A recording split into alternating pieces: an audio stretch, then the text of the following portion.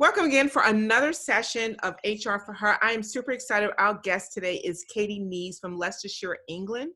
And she's going to be here sharing with us her experience and telling her story. Not only is she going to be sharing her very special story, but she's also going to be giving us really cool strategies on what we can do in the workplace for the transgender community. But before we get into that and hear all the exciting stuff that Tracy, I don't know where I get Tracy from, Katie has, I just gave her a new name. Katie has to share with us.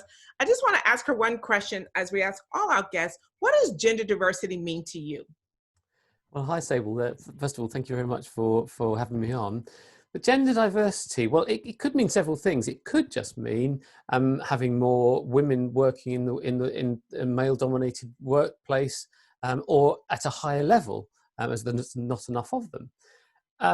But for me, being trans, it means more about anybody who's got gender incongruence. So, i.e., anybody whose gender identity doesn't match their assigned sex, that the sex they were assigned at birth. So that to me, so it could be somebody who's trans. It could be someone, in fact, who's intersex. Or it could be someone who's non-binary. It could be someone gender fluid. So that's to me what gender diversity means.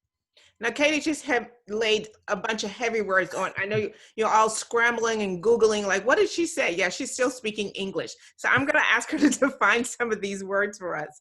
So she said that it could be someone whose gender identity. Help us understand, what does that mean by when you talk about someone's gender identity? Okay, well, we've all been brought up in this very binary society and just used to seeing what's on people's birth certificate. But basically what's on people's birth certificate is you're assigned that. You're not born a boy or a girl. You're born a baby with various bits. And basically the doctor or midwife, when you're born, looks between the legs, and just depending on what they see, they assign that child as either a boy or a girl. However, often they get it wrong, and certainly in the case of intersex people, there's a lot of intersex people, roughly about just under 2% of the population. I know that's different to being trans, but I need to clarify all this. They may have the outward appearance of one sex, and then inside they've got different ones. So they might have, say, for instance, a vagina on the outside and then internal testes, to give you an example. So that's intersex, so that's covering the sex part of it, but gender is completely different. So gender is about what's between your ears rather than between your legs. So it's how you feel in your head and your heart. And for instance, let me give you an analogy. Are you left or right-handed, Sable? Right-handed. How do you know you're right-handed? Because my parents had been sticking a pen in my right hand since the day I was born, to learn how to write, to learn how to eat. To learn how to do anything, I use my right hand. Yeah. What would happen if you tried to write with your left hand? It would be awkward, very difficult, clumsy. You could learn to do it, but it wouldn't feel right, would it? Yeah. It just feels right. Yeah. And it's the same with your gender. It just feels right, and that's my best way of explaining it, how it feels. But you just know. You don't need to look at your genitals just to know. So it's got nothing to do with the genitals. It's how you feel in your head and your heart. So that's gender identity. Okay. Now, you guys, I hope you have your pen and paper, because we're not even like 5 minutes in, and already she's downloaded so much for you to learn. So let's ask a question. So you talked about gender identity, you talked about intersex, and so you also just said to all us that you are transgender. Tell us, when did you notice that you were different from other boys? Okay. Well, when I was about 3 or 4, was my earliest memory of it, to be honest. I always felt the need to cross-dress. So I was assigned male at birth, and one of my earliest memories was of my mum catching me wearing a pair of my sister's knickers. And I remember when I put them on, it felt so right. I felt right. But then my mum caught me and she told me off, and she told me to take them off. And then for every day of the following week, she would pull my shorts down and just check to make sure I was wearing my own pants. So it was that sowed the seed for life, that it was naughty, it was dirty, it was wrong, and so, but the thing is that need was always there. I always felt that need. And so throughout my childhood, that's what I always did. I used to dress up in my sister's clothes in secret. And whenever I did it, it felt so right. It felt great. But then those feelings of feeling right were very soon superseded by feelings of guilt and self-loathing. And so whenever I did it, I then promised myself, right, I'm never doing it again. And I really tried really, really hard to not do it. But then, however much I suppressed it, the urge to dress would always come back, and usually with a vengeance. And it just went over and over again. And then this went on right up until my mid-20s. And it was only when I was in my mid-20s that I finally admitted to myself and embraced the fact that then I was a cross-dresser. So I didn't know that I was trans then, but it was a cross-dresser. And I realized that I had a condition called gender dysphoria. And I'll define that for you, because I know you like to. I want us to make sure we're all, speaking the same language. So tell us, what is gender dysphoria? So gender dysphoria is a condition where it's basically, it's a great feeling of unease caused by a mismatch between how you feel in your head and your heart, i.e. your gender identity, as opposed to your sex characteristics. Now, the majority of people, sort of 99% of the population, are very lucky in that the two coincide, that their gender identity matches their sex identity. However, that 1% of the population, that's not the case, and it causes an awful lot of angst. It's awful, it's terrible, it takes over your life, it's terrible, and I wouldn't wish it on anybody. But gender dysphoria is one of those things that can vary in intensity, and it very often increases over time, and that's what happened with me. Some trans people, it's very strong from very early on. So they're the ones that really feel the need to transition from a very early age. But that wasn't the case with me. So I realized that my occasional cross-dressing was enough to satisfy my gender dysphoria at the level that it was at then. So I was happy as a man who needed to cross-dress. That was all it was. I knew what it was, and I quantified it. And so I carried on like that. Unfortunately, that was the cause of my first divorce. My first wife couldn't cope with that. But during that time, I trained to become a press photographer and become very successful at it. Photographed lots of notable events and people, including being commissioned twice to photograph the Queen inside Buckingham Palace and doing all sorts of stuff. And so I've got this great reputation, and I'd started my own business, which I named after my old male name, which was Martin. So it was called Martin Neeves Photography and Film. So anyway, that was running fine and everything. Anyway, so when I split with my first wife, I then met a lady who then became my second wife, and I decided to tell her about my cross-dressing on our second date. Thought the first date was probably pushing it. So, hello, do you come here often? Oh, look, we've got matching knickers. It doesn't really work, does it? So, but to my surprise and to my delight, she was okay with it. But the condition, she said, that as long as I didn't dress more than once a week, which in those days I didn't, because that was enough to satisfy my gender dysphoria as it was then. And as long as I didn't want to transition fully, which I absolutely didn't. I was happy as a man who needed to cross-dress. Never in a million years thought I needed to. Wow.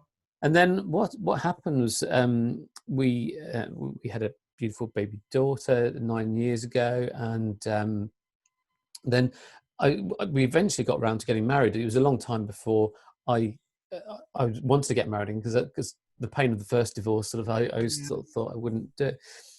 And then we eventually did. That was in August 2017. But a few months before we got married, I just happened to meet a clairvoyant and spiritual healer at a business networking meeting. Now, I saw your eyebrows raised. I want to see where this is going. I got to hear what happened here. So now, I don't know if you ever do any business networking, but if you do. I do a lot of Do you, business networking. have you ever met a clairvoyant at Business Network? Never have met one. That's No. Well, where it's is so this going? It's it's never so been un, in any of our meetings. it's so unusual, isn't it? So I Yeah. was just so fascinated by her, and I was chatting to her for most of the night, and I was just so intrigued by her that I decided to go for a reading. I didn't feel the need to really. I was just intrigued. Anyway, I went along, and she just blew me away. She was amazing. She said so many things that were so true, which she couldn't have got from my website or anything like that. Mhm. But then she said many things that just didn't make sense at the time, but they make perfect sense now. So she said things like a new way of being, and said Mm. spirits want you to go off into the countryside and take a long walk and talk to yourself, talk to nature, and talk to spirit, and they will show you what you need to see. I thought, oh, all right. Well, I like walking. Well, Okay. I was quite busy. Oh. I was quite busy at the time because I was busy with work, and it was on the run up to my wedding and everything. So there's a lot going on. So I didn't have the time to do it. Anyway, we got married in the August 2017. And it wasn't until it was actually early November 2017 when I actually finally went to do it. And I went off to a beautiful area in the Midlands. It's called Rutland Water, lovely area.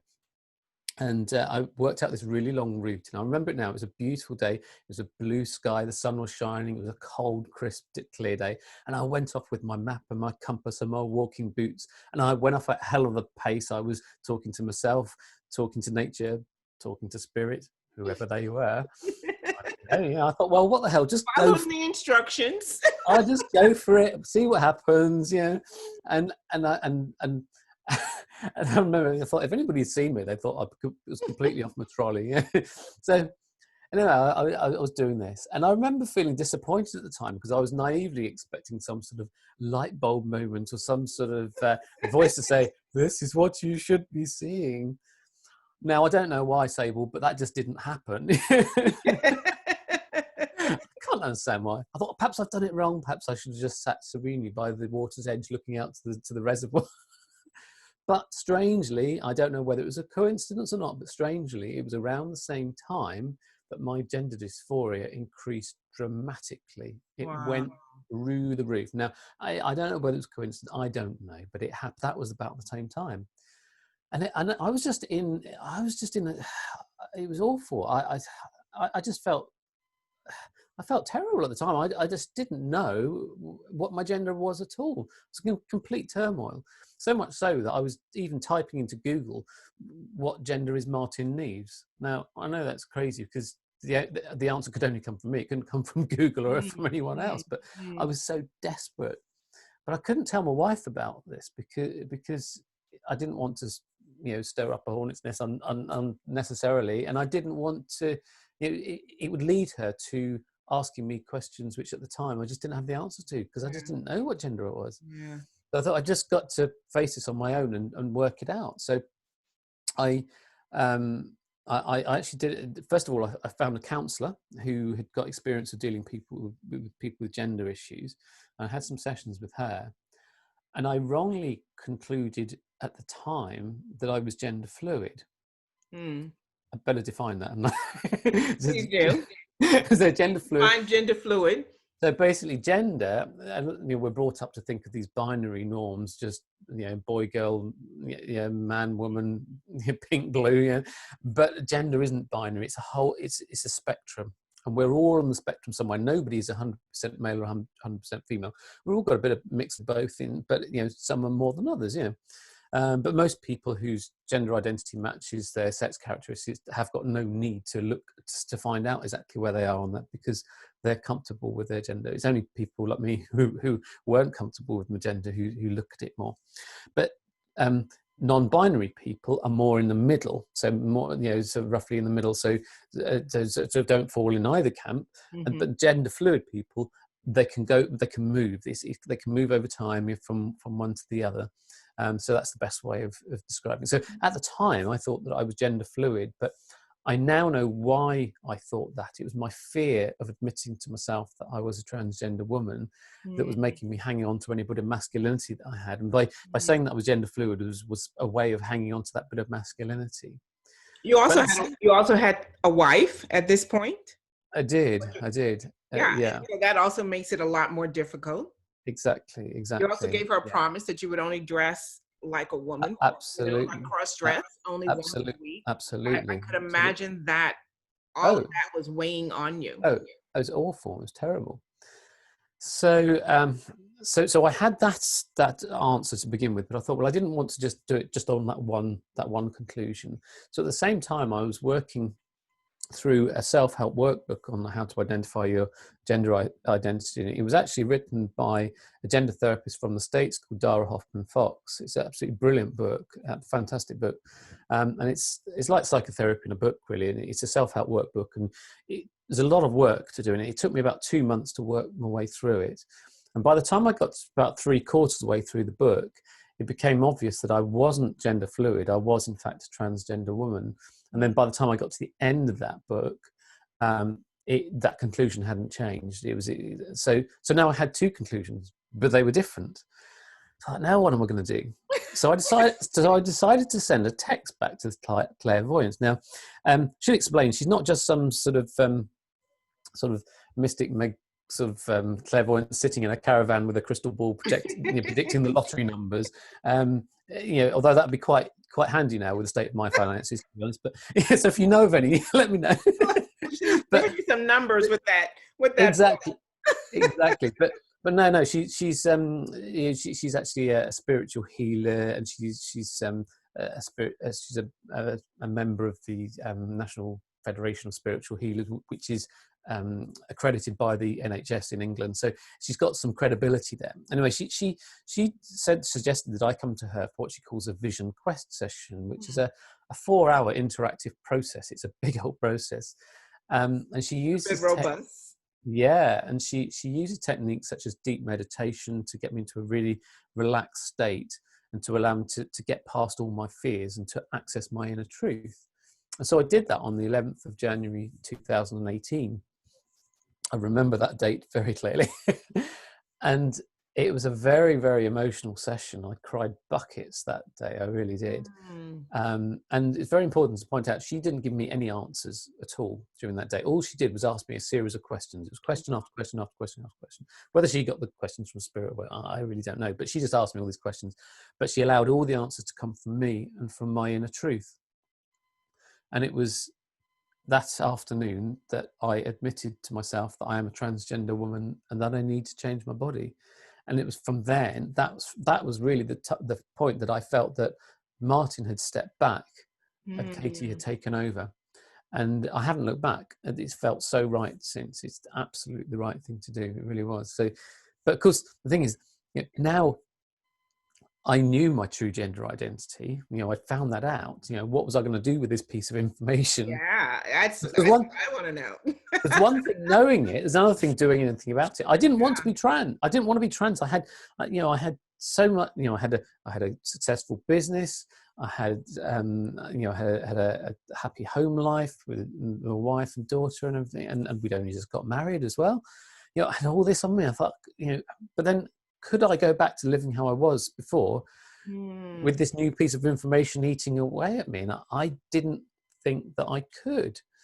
And so, and also the research that I did showed that most trans people who decide to transition after the initial loss, pain and heartache, which there's a lot of it and it's a really bumpy journey, usually end up to lead happy and fulfilled lives. Whereas most trans people who decide not to and to live their lives for other people, and so they're not able to live their truth, they're the ones that usually end up in a spiral of depression or sadly Mm. often worse. And so the urge to live my truth was just so unbelievably strong that I just felt that I had to just do it. I would say man up, but that's probably the wrong thing to say. You just had to put your big girl panties on. I did, didn't I? That's exactly what I had to do. Put those on. So the first thing I had to do was to pluck up the courage to tell my wife. And I don't mind admitting that was the hardest thing I've ever had to do in my life. It was awful. It took me a month to pluck up courage to tell her. And it went down as badly as you would expect.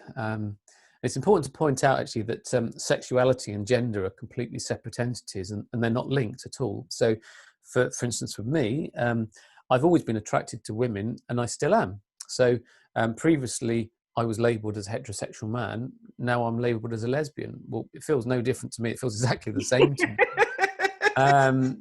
But that's been the one constant in my life. But obviously there was an issue because my wife was heterosexual, and so she was still attracted to men, and so obviously there was a problem. So we had some counselling, but unfortunately that didn't work out. So that spelt the end of my second marriage. So it was a very short marriage, unfortunately. But then, of course, I had another dilemma after that as well: what to do about the name of my business, my photography business. Yeah. When I changed my name to Katie, I could change the name to Katie Neeves Photography and Film, but probably at that point it had been an established brand for 22 years.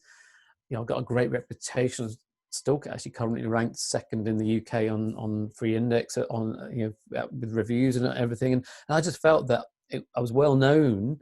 I thought if I was to change the name of the business to Katie Neeves Photography and Film, nobody would know who it was, and it would be like starting from scratch because I wasn't employed by anybody, so I didn't have there were no anti-discrimination laws to protect me. If clients had a problem with me being trans, then they could just walk away and the phone would stop ringing, and I was just petrified of that. I really was. So I as a sort of business protection exercise, I decided to keep the name of the business the same, but I would have, in order to do that, I'd have to come out very openly, very honestly, and very publicly as being trans. So I made a coming out video, and I sent it to all my clients, and I put it on all my social media. And I remember it very clearly. This was on the 26th of April 2018 when I did this. My finger hovering nervously over the mouse, knowing that as soon as I make that click to make the video live, my life would never be the same again. Anyway, I clicked the mouse and I waited, but then I had to go out on a job, didn't I? Oh, no joke. But my mind wasn't on the job at all, so I got it done as quick as I could. And I couldn't wait to get back to see what was happening. So everything was riding on my whole livelihood, my reputation, everything lay on the reaction to that one video. I got back and I needn't have worried because I was inundated with hundreds of messages of support. It was amazing. I felt so loved. I didn't do any work for 3 whole days because I was busy replying to all these messages. It was incredible. And I was as well as getting messages of support from other from friends and from clients, I was also getting messages from other trans people saying that they'd been struggling with it and what I'd said had helped them, and so that was really encouraging. That was lovely. And there was one particular message that I got was from a lady whose son was going through gender issues when he was going through puberty, and she said that she was so worried at the time that he would either be bullied or he'd self-harm or even attempt suicide. And she was right to say that. I mean, Stonewall did a trans mental health survey in 2012, and it showed that 48% of trans people have attempted suicide in the UK at least once, and 84% have thought about it. I mean, I'm lucky. I'm one of the 16% I haven't thought about it, so I'm very lucky. But most of my trans friends have. Most of them have attempted it. So I'm surprised those stats aren't high. But she said to me, she said, if only there was someone like you out there at the time that her son was going through it, that could let him know that it's okay to be trans, because it really is okay to be trans. And that really made me think, I've really got to do some good with this. And so I decided to vlog my whole journey, just to make it accessible and to demystify the whole process and bring people along on the journey with me. And anyway, it ended up being picked up in the local media initially. So I started doing some interviews for local radio and then local newspapers, and then it escalated. I started doing national radio and television and national newspapers and magazines. And so all of a sudden I'd become this trans ambassador. Then I decided to form Cool to Be Trans, just to do two things really: to reach out to other trans people, just to let them know that it's okay to be trans, and then just to educate the general public about it by doing trans awareness training and public speaking and media appearances. And it's amazing that so many good things have come out of that really emotional meeting with that clairvoyant on the 11th of January What a 2008. business networking meeting that was, huh? Well, amazing, isn't it? All that has come out of it. I mean, it's been a hell of a journey. Um, and no, it's incredible. And I mean, I've been, well, yeah, because the way that trans medical healthcare is just rubbish here in the UK with on the NHS, it's the waiting list. You have to wait. If you're doing it on the NHS, you have to wait up to 4 years to get a first appointment after referral from your GP. Mm. So I was lucky enough. I was able to pay privately. So I've started already. So I've been on hormone treatment now for over 2 years, about 2 years, 3 months now, and I changed my name to Katie 2 years ago, and I've been living full time as female for nearly 2 years. So it's the 2nd of September 2018 that I started living full time as Katie, and that's it's been a real whirlwind in that time. But there hasn't been a single day that I've got up in the morning. I thought, oh, I'll pretend to be Martin again today. Not a single day. It just feels so right. And it's important to point out that even though I've got a different name and a different appearance, I'm still exactly the same person on the inside. I've got the same skills, the same experience, same sense of sense of integrity, the same sense of humour, however warped that is. But I'm exactly the same person, but just far, far happier. I've lost count on the number of people who've told me that I look so much happier now, and and I am. It's because it's the real me. I'm living my truth now. I also have cravings for chocolate now as well, but that's a girl thing. Is that a girl thing? Yeah.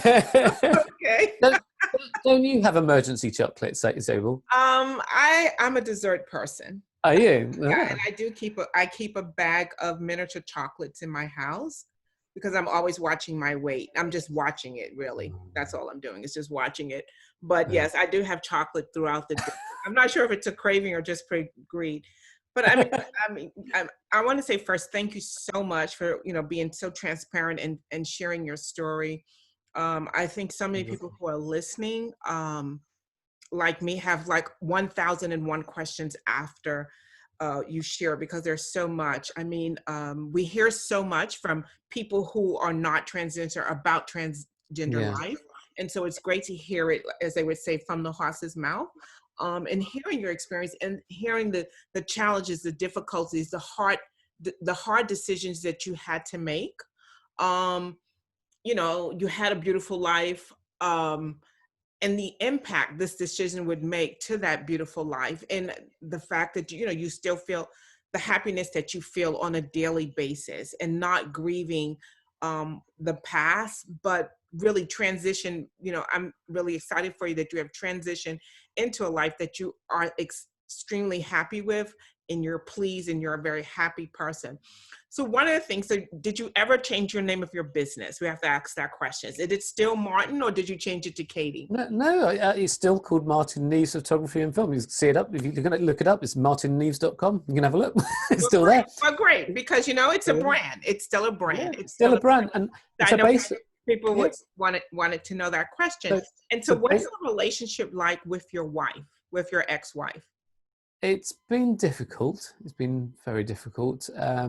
It's starting to get a bit better now, but I mean, I feel sorry for her because I hurt her. She, Yeah. you know, she married a man, Yeah. and I feel guilty for doing what I did to her, but I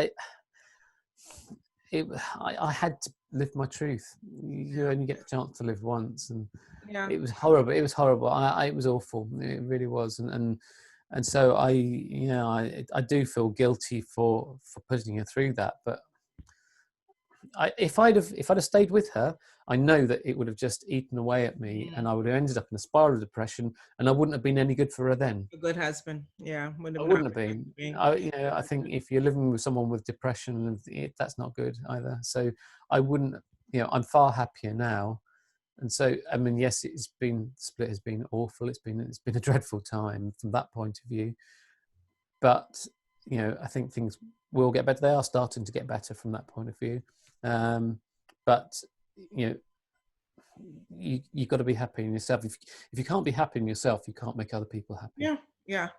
And so let's talk about your business, because most of the people here are like, okay, well, you had a business, and so you were able to just start changing things. You know, you had your own decision to decide if I'm going to change my business name or if I'm going to keep it. And you went to get a new driver's license, and so Yeah. you started to make those changes. Some of the challenges we hear from people who are in organizations and workplaces are that it's just not that easy.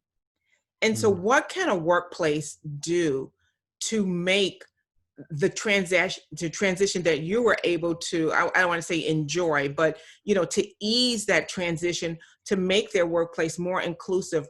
You were on your own. Your customers had a choice. They could have said, yes, I don't want to be a part of your business anymore. I don't want to be a client, or they can walk away. And you've got overwhelming support. In a case where someone goes to work every day, and on Friday they left, we'll say as Martin, and came back on Monday as Katie, how, you know, it's the transition, and it's tough on the workplace, and it's tough on them. And I think there's a lot of fear there as well. There's I think a lot of I mean, there's a lot of transphobia in the workplace, but also even the supportive workplaces, there's a lot of fear because they don't want to get it wrong, and they're so fear of upsetting trans people. So I think the first thing is education, absolutely, education all the way. So I think, you know, having compulsory trans awareness training for all members of staff everywhere. That is just. And is this at all times, or when the office realizes that they have someone in their office who's trans? Is this like all the time? All the time, because just like we do sexual harassment training, we should do trans awareness training. Because things, if you do it only when someone comes out, that's being reactive rather than being proactive. And the trouble is that you know we're looking about sort of 1% of the population has got gender dysphoria.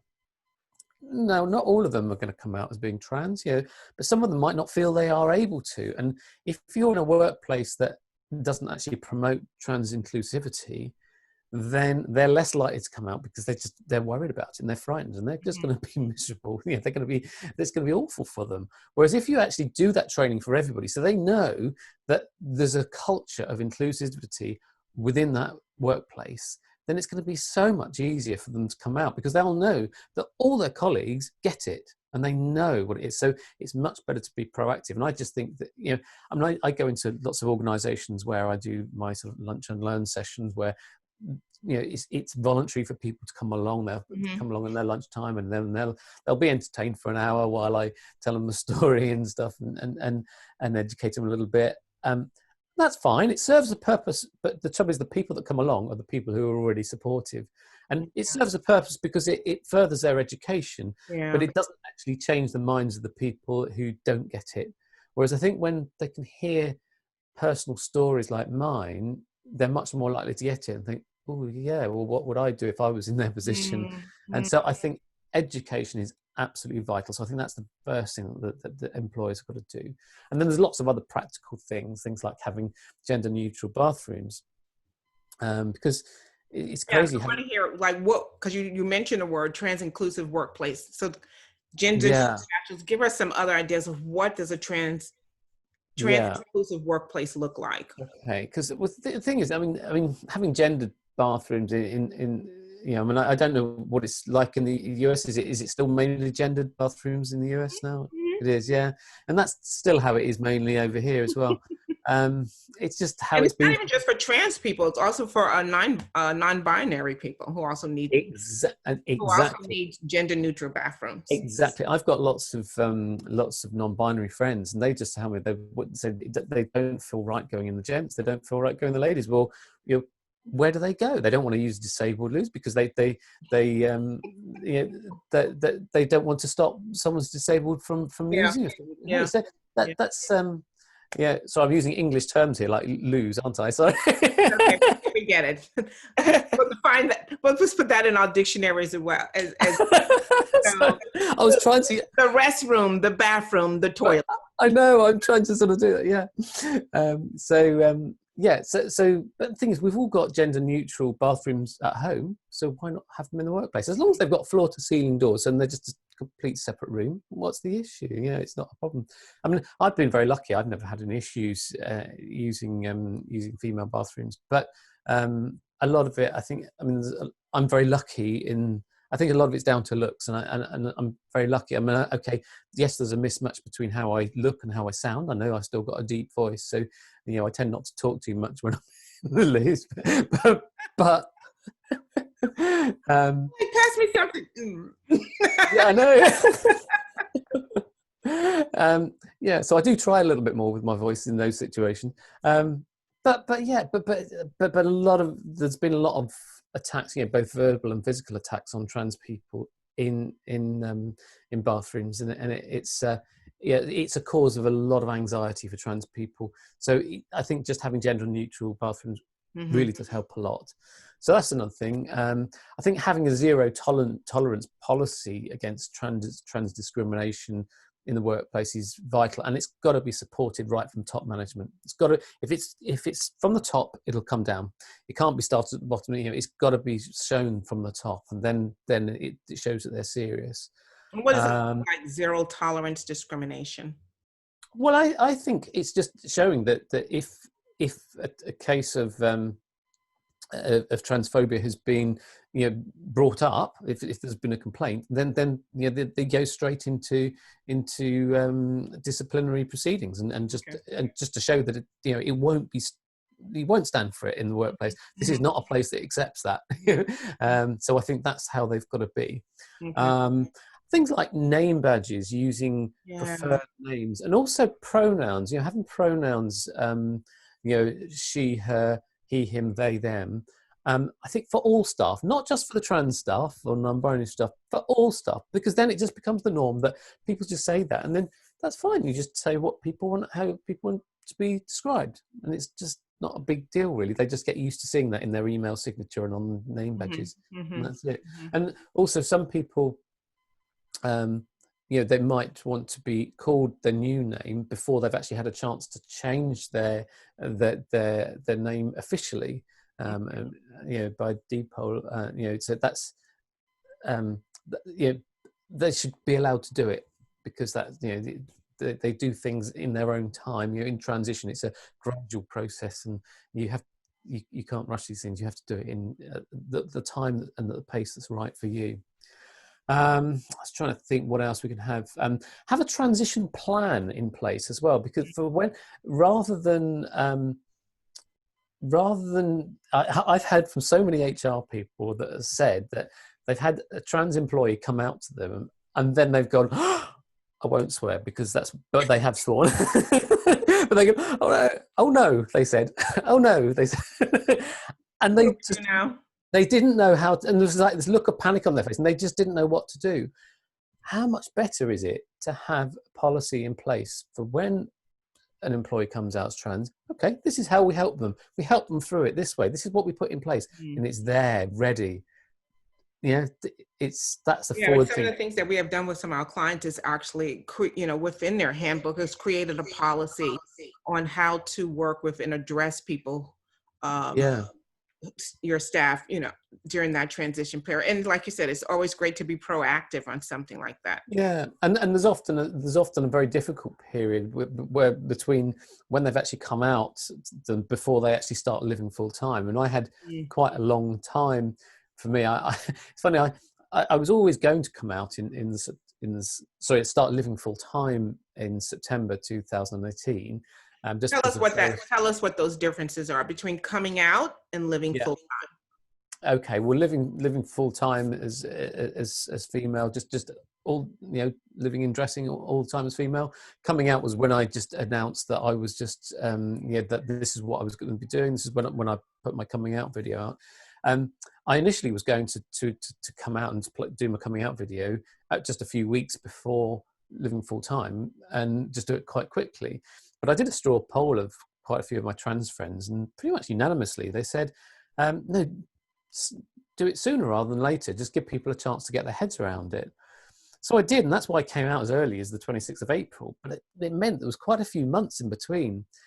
but that caused me some difficulty because people were so confused because Hmm. I'd come out and told them what I was going to do, but then I was still working and going to business networking things as Martin and as in male mode. And so some people were calling me Martin, some people were calling me Katie, some people were calling me Matey, and there was a lot of hello, you. Yeah, there's a lot of that going on. Yeah, So, and I think you're making a very good point there because in an office, people have to figure out, like, what do we do with, like, what do we do? So for, and I want to say for our community, please go on YouTube. The video is there where you can, your coming out video is actually on YouTube. And so you make this video and you now say to the world, your friends or all the people you sent it to, then now I'm going to be Katie. And then for 2 more months, they see Martin. yeah, yeah. And then Well, so that's the coming out, and then the full time is when you actually transform into yeah. when you started with Yeah. Although I did explain in my coming out video that this was what was going to be happening, that there was going to be that delay, but that's just how it had to be. So I did explain all that, but it was a very confusing time for everybody. And so certainly if I was to do it again, I would have a much shorter time between the two. But yeah, hey, you only come out once, don't you? Yeah. Yeah. That's it, right? Well, yeah. there's no going back. There's no like coming out again. No, Well, I mean, I think this was just so super helpful. I can say for myself, I've learned so much in this experience. From your experience in this conversation, you really highlighted some of the challenges that people not only have in the workplace, but in their personal lives, the challenges of, making this announcement to their family and friends, and how to deal with it. And the different, I mean, you've educated us in so many different ways. We've learned so many different ways and really got to understand the person behind the experience, oh, thank you. which is so important. There's a person behind this experience who's experienced really tough decisions and real emotion. So I just want to say thank you so much for coming to HRforHer. Thank you for your bravery. Thank you for your You're welcome. transparency. Thank you for being an ambassador for trans people all over the world, not just for the UK. This message does need to be heard. And people need to hear it so they can understand. Everyone has a right and a decision what they want to do with the information, but we need to be aware so we can understand. And I say to our diversity consultants, this is something that we really need to understand better so we can be of better service, so we can help our organizations, our companies create inclusive workplaces. Yeah, Absolutely. You absolutely. wanted to say something. Yeah, I said, I mean, my main message I want to get across to people is that trans people are just ordinary people who want to be safe, loved, and happy, just like everyone else. That is it. I mean, that is entirely the entire message. A lot of bigotry and prejudice comes from a fear of the unknown. So it's all about education. So if I can just educate people and just show, well, last time I checked, I was a real person. Yeah. We're just normal people. We're just normal people. We want to be happy. That's it. I love that. Just want to be safe, protect, love. So we asked this question to everyone, so we're going to have to ask you especially. If we gave you the diversity magic wand of one policy that you could change in the workplace, what would be that policy? Well, I mean, I've already touched on it before. I think it's got to be compulsory trans awareness training for all staff everywhere. It would just create far more acceptance and understanding. I think that would be it, definitely. Yeah. Well, thank you. Tell us where everyone can reach out to you. You talked about your podcast, Cool to Be Trans. And so how could our community reach out to you? Well, if you have a look at my website, which is all the W's, and then it's cool, then the number 2, the letter B, then trans.co.uk. And then they can also look me up on Cool to Be Trans on Instagram and LinkedIn and Twitter, everywhere. Katie is everywhere. Facebook. But Katie, you just look up Katie Neeves on Facebook and everything. I'm hard to get rid of. Well, thank you so much. We really enjoyed having you. Oh, you're welcome. Thanks ever so much for having me, Sable.